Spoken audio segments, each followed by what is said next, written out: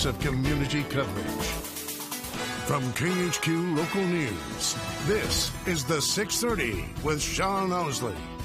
On Monday, I had seen one of the kids, my son plays baseball, so they play against each other, and I had just seen them play, it was...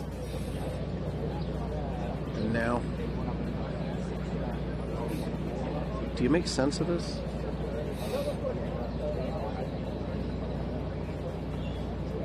I don't know what to tell them. Just, it's like, we always say, hug your kids every day and every morning when they go to school or after school, just do it every day, whenever you get a chance. Well, tough emotions there. Some families will never get that chance again. The shooting, taking the lives of 19 children and 2 teachers inside a Texas elementary school, is a tragedy that has a normal, small, quiet community reeling tonight. This type of crime has increased in frequency in our nation's schools. Good evening, I'm Sean Owsley. Good to be with you tonight. There aren't enough words to describe what we're all feeling right now. Heartbreak, outrage, disgust, among some of them. But what words, specific words, do you use to tell your children what just happened? In tonight's 360 coverage, we discussed the conversation that no parent wants to have, but one that they need to have. Freeman, Sandy Hook, Robb Elementary. School shootings are not something that can be ignored, nor should we. Your children deserve to know what is going on just as much as you do, even though all of us are confused. Well, tonight I spoke with Dr. Chris Ladish, the Chief Clinical Officer for Pediatric Behavioral Health at MultiCare.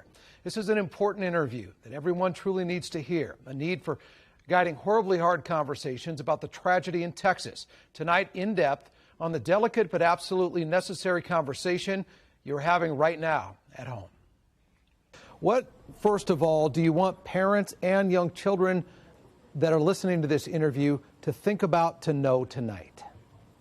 I think the most important thing to know is that we are all going to have, a very difficult response to this, that we are hurting. We're collectively hurting. Children are not the only one hurting, but it's more confusing for children.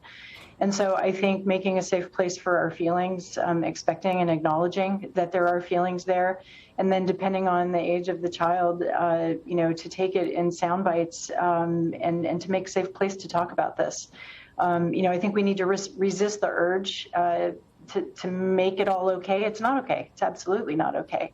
And so I think what I want them to know is, yes, feelings are to be expected, and we want to talk about this. It's okay to not be okay is basically the message you just said there. And it's something that is for us adults. I live and breathe in the news. I can't process what is happening, much like many other adults. For a child, I would imagine you have to filter and take it bit by bit, small pieces. The bottom line, your entire goal should to make them feel comforted and safe. Yeah, absolutely. And I think depending on the age of the child, it's helpful and very important that we separate our own feelings as adults from the perspective and the developmental understanding of children. And so, I think in simplest form, the perspective, if you think of it as sort of, circles moving outward from the body, young children understand and their world is closer to self. So what they want to know is, am I safe? Are you still here? What are we going to have for treat tomorrow? Did my friend get hurt? Did this happen near my home? And when they get reassurances, they're pretty able to move on because their world is very much from that egocentric view. As children get older, those circles extend out because they have more of a worldview. They're understanding more that's going out in the world, and they're having, greater understanding of the world impact. So I think the best place to start is with each individual child. And we don't want to bombard with information. We want to ask questions and then follow up on, what they need at any one time. You're an expert in this, so let's role play if you don't mind. Say I have a 10-year-old child. You're the parent. Walk us through that conversation.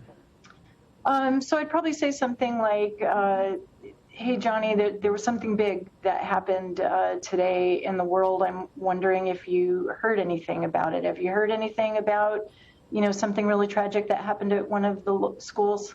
How much detail do you provide? Is it based on their questions? Do you react? Do you offer some cursory details or not? What's the best approach? Yeah, that's a really, really good and really complex question. I think the most important thing is to follow the child's lead. And that's for two reasons. Developmentally, that will set the stage for their understanding in terms of what they ask for. And emotionally and psychologically, it'll set the stage for how much information they're ready to digest. No response is wrong. So I think you hit the nail on the head when you said, sound bites, taking it slowly and gently. We don't want to bombard with information, and we want to appreciate always that these are children taking in this information. They don't hold our same adult perspective. I would imagine the first reactive question a child would probably have, is my school safe? You want to be honest. How do you answer that? Yeah, I think we want to say that schools are generally safe. And that there are, we want to talk concretely about the things that are in place that children can identify in their schools. So, most of the schools now are having lockdown drills and safety drills. I would go back to that and say, do you remember how at school you've had your lockdown drills? That's exactly for that reason. You know how mommy has to sign in when she comes into the school to get you? That's exactly for that reason. So, again, we want to be honest. We don't want to lie. We can't give false truth. I mean, this is happening numerous times throughout the United States. I'm intently listening to what you say, and I think the theme that has been woven through this interview is steadfast reassurance. Reassurance, reassurance.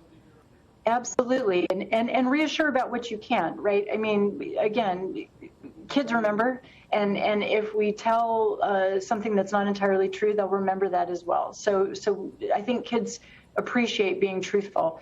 But saying, I'm here for you.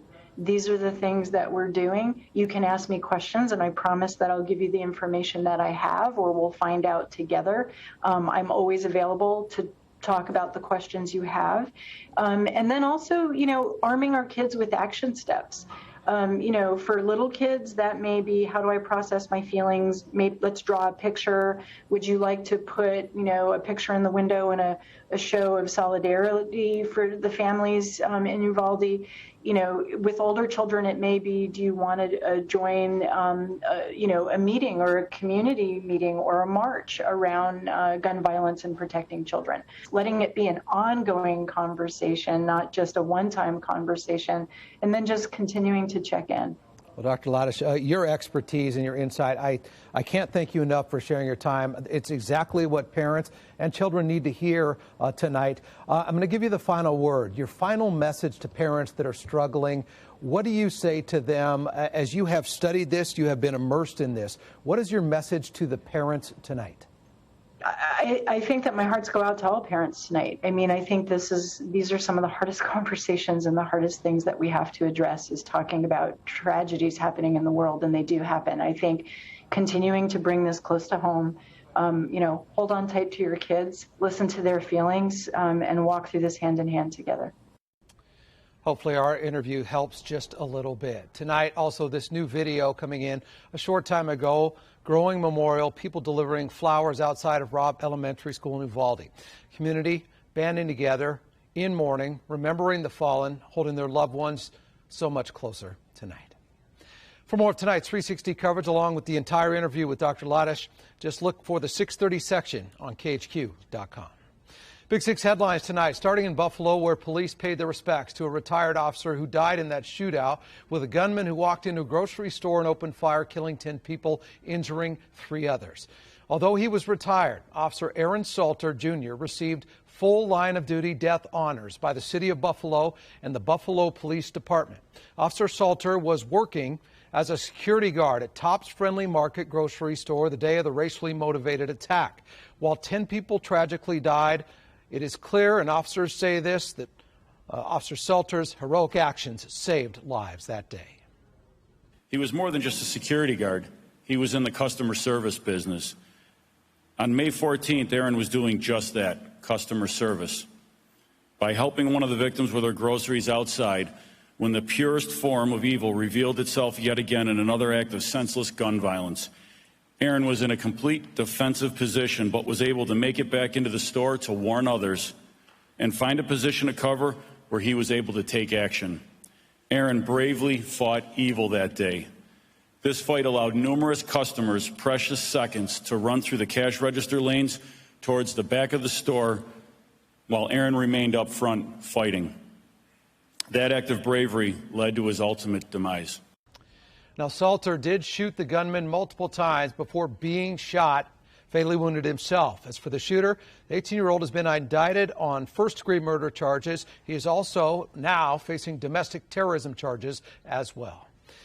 A former reality TV star just sentenced to 12 years in prison for child pornography. Josh Duggar, starred on TLC's 19 Kids and Counting, was convicted in December of receiving and possessing child pornography. However, a deal between prosecutors and the defendant. The judge dropped the receiving charge today.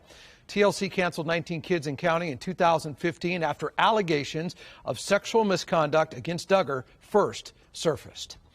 Well, tonight, the search continues for a Texas woman who is suspected of killing a professional cyclist. Officers say 34-year-old Caitlin Armstrong was dating another pro cyclist who she thought was still seeing cyclist Anna Wilson.